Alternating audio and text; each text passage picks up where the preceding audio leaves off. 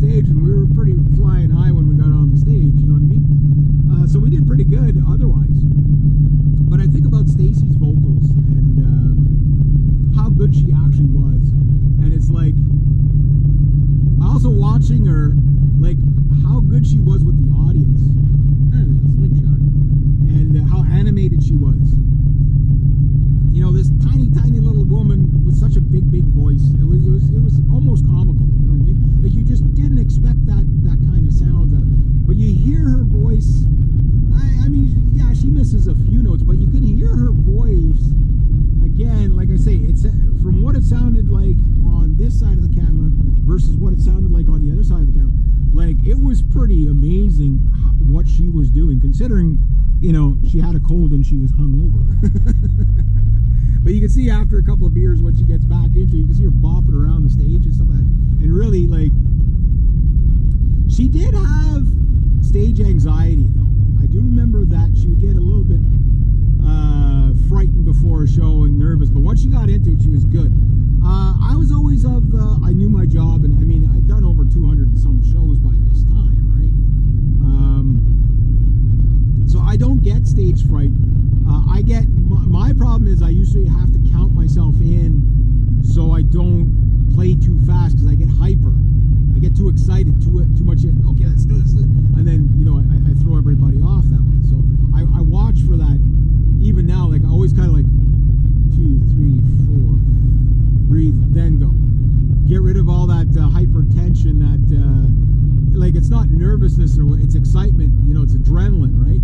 So you want to give the audience the best you can give. And, you know, every show you can always critique and say, I could have done this better, I could have done that better. I never get hung up on you know, stuff that doesn't go to plan on stage. In fact, I anticipate that not everything's going to go to plan, and the show must go on.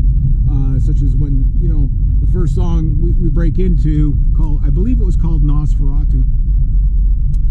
Poor Stacy's there, she is trying to sing. She's looking at me like what's going on? My mic's not on, kind of thing, right? And I remember her looking at me like that, and I'm like, well, there's not much I could do. I'm the guitar player playing the guitar right now. I can't really fix this for you. So her being so short, the mic was set up for either me. The second mic was either set up for me or Dave. And Dave was a little bit taller than me. And her being so short, watching her grab this microphone, pulling it all the way down there, and then finally comes on. Like, you don't realize how short this girl actually is in the camera. Like, she was very, very short. She was like the kid sister of the almost said family there, but well, you treat each other like family to a degree, right? That's a band is like a marriage and family at the same time, right?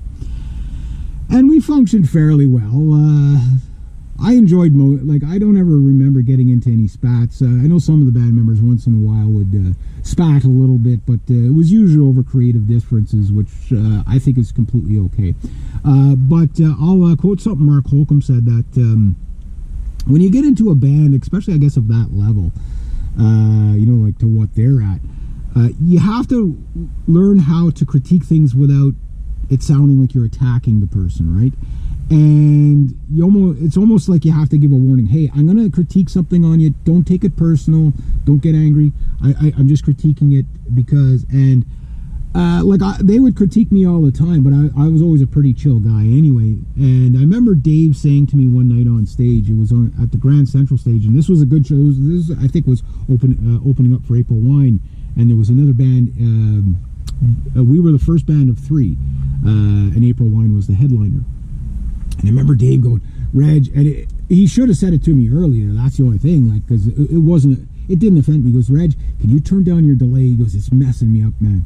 So I started turning down my delay, and I didn't realize, because like when you're a teenager and you get delay for the first time, it sounds really cool. It's, you know, it fills in the band that's not there when you're just playing in your room, right? Delay sounds cool. You put it in a mix, and it's a tricky beast. It really is. There should never be, unless it's really intentional, there should never be delay on a rhythm guitar, ever. You will throw off the bass player, you'll throw off the drummer, you'll throw off the vocal. You don't realize, like, it sounds cool, but then if everybody's out of time, because you always got this little extra slap coming back through the monitor, and it throws everybody off, right? So I remember that night I brought it down, and I never used delay more. I only used delay on the guitar solos. That was it. It was almost like because like it was only after I turned it down that, and almost after that I ended up just turning it right off, because the clarity that came to the guitar riffs, I'm like I knew about the reverb thing to really take that down, and I almost always, depending on the venue, I adjust my reverb to the venue, because most bands use way too much reverb, and that, especially live in a really bouncy room, so to speak, where the sound just kind of bounces everywhere, or the sound doesn't come back to you at all, you get muddy really fast. So less is more. Yeah, less is always more. But yeah, I just remember little things like that, and it's kind of like, it was really cool to kind of revisit that. So hopefully he can get everything synchronized, and because I'd like him to, if he can, send me a copy of it so I can critique my guitar solos, and what I would do now in those songs. Now remember, those songs weren't 100% finished either.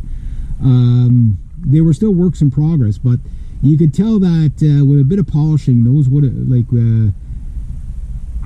I think we were too heavy for the radio at the time. We were still on that line of too heavy, but we would have eventually, a little bit later on, probably, late 90s, been able to be radio playable in some area. Like, we would be able to be played on some of the power metal shows, but I don't think we would have been able to been played on the mainstream, like the hard rock, rock and hard rock radio channels. We'd be able to be played on that.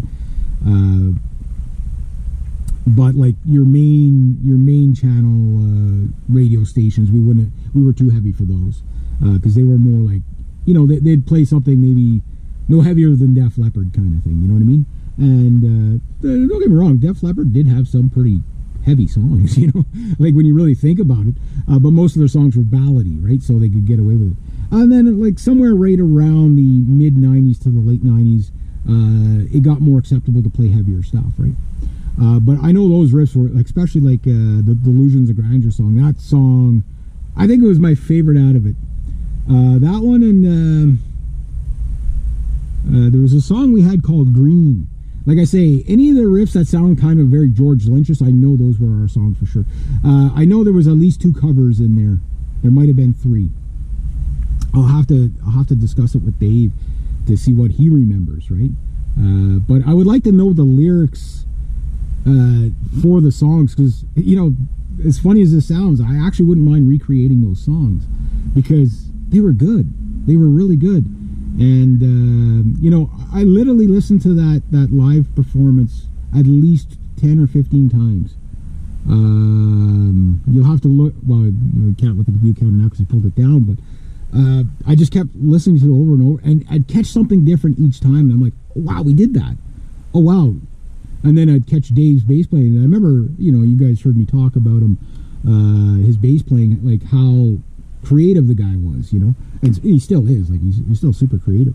And it's like he was a damn good bass player. There's no doubt about. Like, I know he took care of a lot of the arrangements. I'd come up with a basic song, and he'd be like, oh, that's cool, but what? Try this, and he'd always like encourage something new, right? I know Scott wrote